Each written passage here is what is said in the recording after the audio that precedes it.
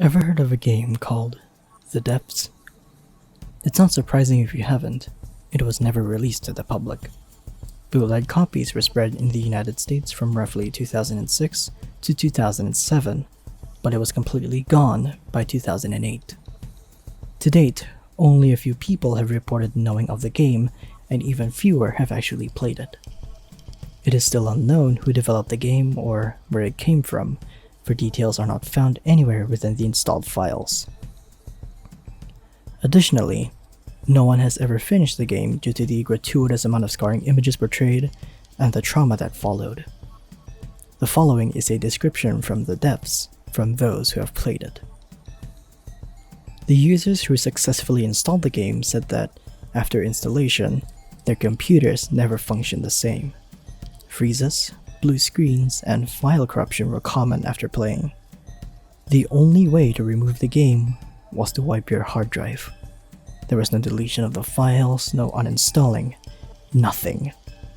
It would stay on the computer, never leaving. Some users even reported seeing the file being duplicated to different parts of their computer, a cloning of sorts, making the file appear in unwanted folders. The setting of the game is supposedly a mountaintop, as it is a snowy environment, and whenever the player would walk too far, they would fall and die. Not much can be seen in the beginning, just snow. An endless display of falling snow. This is what frustrated players the most. They would try walking in every direction, but find only more snow, until they fell off the endless array of white and died. This is where most players stopped playing, but the persistent gamers found an alternative. It took multiple deaths, but players eventually found where they were supposed to go. Down. As soon as you spawn, you can look down and see a bolted door. Opening it takes you to the next sequence of the game. As soon as you open the door, the player starts to fall into a pit of darkness. It is pitch black, and all that can be heard is the sounds of the wind as you fall. After about 20 seconds of non-stop falling, you see light at the end of the tunnel. The player reaches the bottom of the pit, and as soon as they touch down, a scream can be heard. The player is now in a large room with no doors or exits, just the light next to them and the tunnel above them. The walls are covered in blood, the light is flickering, and sounds of faint mumbling are playing in the background. This area is where most of the remaining players quit, either out of boredom or fear. There is nothing the player can do at this point except to walk around the room, looking for whatever it is they are supposed to do next. More sounds begin to play while walking. Wind blowing, water dripping, and growling. Players usually hear the growling behind them, and, in fright, turn around rather quickly. When the player turns around, they see, for a split second, a dark figure run away into the darkness of the room. This occurs every time the player makes a sudden look behind them. Touching the dimly lit walls makes the game freeze for a moment before returning to normal. More and more sounds start to become audible, and eventually, piano banging and screaming become more and more frequent. The volume of the noises increase over time, and some users try to mute their sound, but can't. The noises continue playing over and over until they are at an ear-piercingly high level. All players at this point experience the same thing. Their game flashed, their mouse wouldn't work, and the room would suddenly be full of dead bodies. Lifeless corpses, flashing out of nowhere, surround the room and pile up until the player is practically covered in bodies. Each one of the corpses are mumbling indistinguishable words. Their mouths blurt nonsense while their eyes appear to be open, but are pitch black. The player is forced to stay with the talking corpses, for they are stuck and cannot move. The only thing they can do is look around them and see the bodies staring at them and talking in a foreign, demonic tone. At this point, the player is unable to pause or close the game. They can only look and see the corpses speak to the player in gibberish words. This only happened for a short period of time, but by this point, most of the remaining users had already shut down their computer.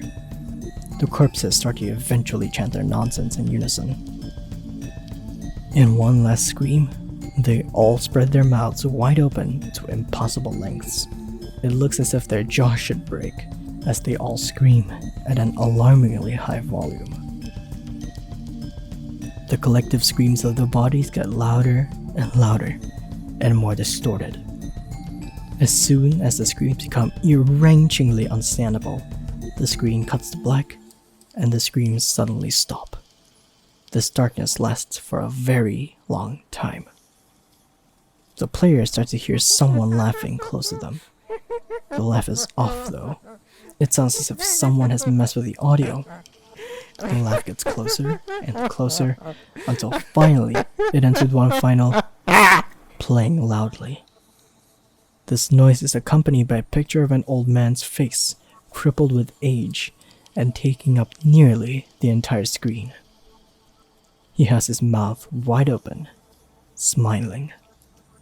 This frame only appears for a split second, however, and afterward, the darkness ends. Although there is only a slither of light, the player can look down and see their body tied to a wooden pole. This part of the game is what users described as the worst. The light above them, shining onto the player, is confined to a small circle around the player. Small shadows start fading in and out of the circle onto the ground. The shadows look like mangled and distorted bodies. Finally, footsteps are heard. The old man from the photo can be seen in full now as he walks around your pinned body. He is short and bald. His face is down and he is wearing only ripped pants. His torso is almost completely torn in half. The only thing keeping his body from not splitting in two is the thread of skin connecting his neck to his head.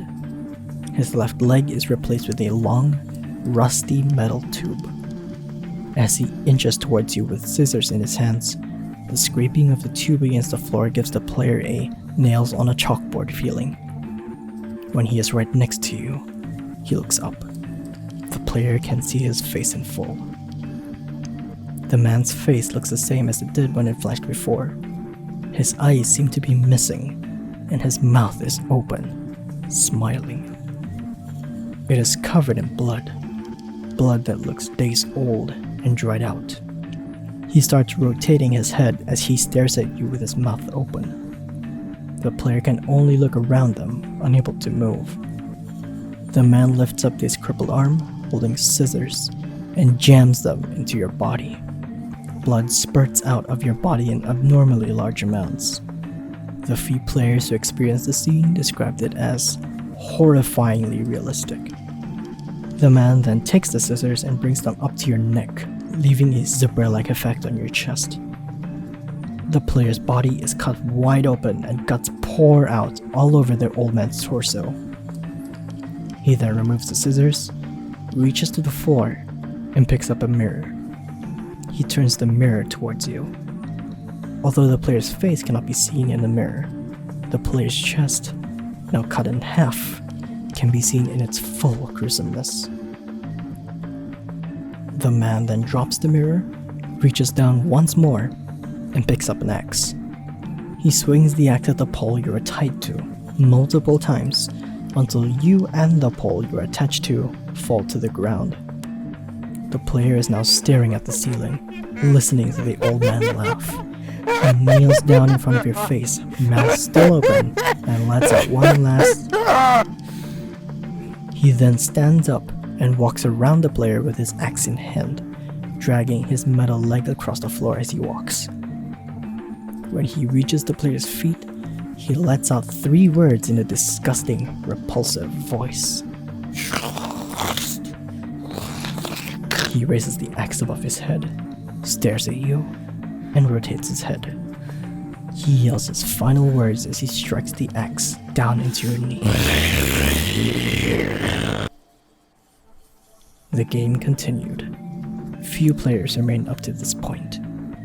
After the old man has chopped off your leg, he continues to laugh and turns his head. The blood from your wound sprays all over his split torso, while all the player can do is look around and see their mangled corpse tied to the bloodstained pole. The man then drops his axe. He comes right to your face, kneels down, and opens his mouth to impossible lengths. He seems to swallow you. The game stutters for a moment as the old man's mouth is all that can be seen by the player. Instead of cutting to darkness, you are instantly placed in another scene. This time, players were in a long, dark hallway lit only by torches on the walls. The player is limping. The player can only walk in one direction, forward, towards the end of what seems like an infinite hallway.